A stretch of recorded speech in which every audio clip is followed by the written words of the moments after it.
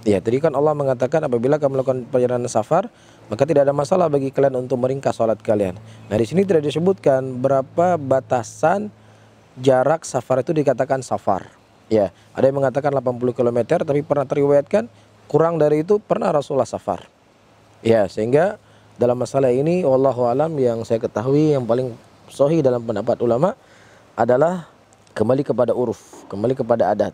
Jadi kalau dalam sebuah kebiasaan di negeri kita, misal kita dari Banda Aceh menuju ke Sigli, kan butuh persiapan.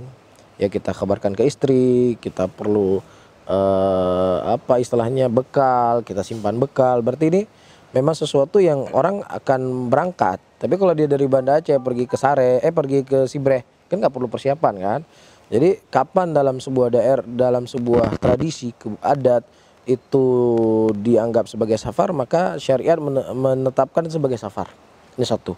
Kemudian yang kedua, ya kapan kita mulai untuk meringkas sholat kita.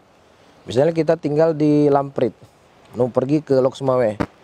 Ya, kemudian kebetulan adzan duhur di Masjid Oman misalnya. Apakah boleh kita langsung mengqashar di situ? Baik. Jadi mengqashar sholat itu dimulai ketika atap-atap kota tempat kita tinggal itu sudah hilang, sudah tidak kelihatan. Ya, sudah tidak kelihatan. Waktu itu Nabi SAW berjalan dari kota Madinah menuju Dzul Hulaifah. Ya, menuju ke Dzul Hulaifah. Nah, dari Madinah menuju Dzul Hulaifah itu kurang lebih sekitar 7 sampai 10 kilometer. Kalau jalan mungkin 15 menit. Nah, di situ Nabi SAW sudah mulai meringkas sholat beliau. Walaupun Abu Hanifah dengan dalil ini beliau mengatakan jarak 7 kilo sudah bisa mengqashar salat. Ini dibantah oleh para ulama yang lain karena Rasulullah tujuan akhir beliau itu bukan ke Dzul Hulaifah, tujuan akhir beliau Mekah.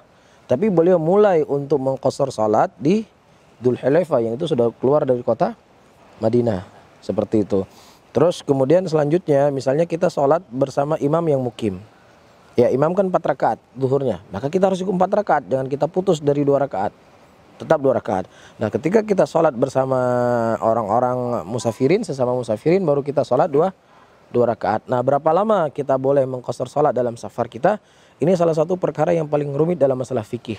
Ada sebagian para ulama merinci kalau seandainya dia sudah ada kepastian, misalnya mau tinggal 4 hari di situ atau 5 hari, maka di hari pertama dia tiba di tempat tersebut dia langsung mukim.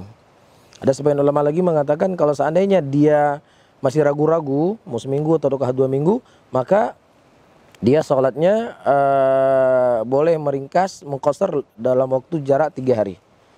Ini pendapat, namun sebagian pendapat ulama yang lain kalau memang dia tidak menjadikan negeri itu tersebut sebagai negeri dia, maka dia tetap dihukumi sebagai musafir walaupun mungkin dia sebulan, 2 bulan, 3 bulan berada di tempat tersebut. Seperti itu.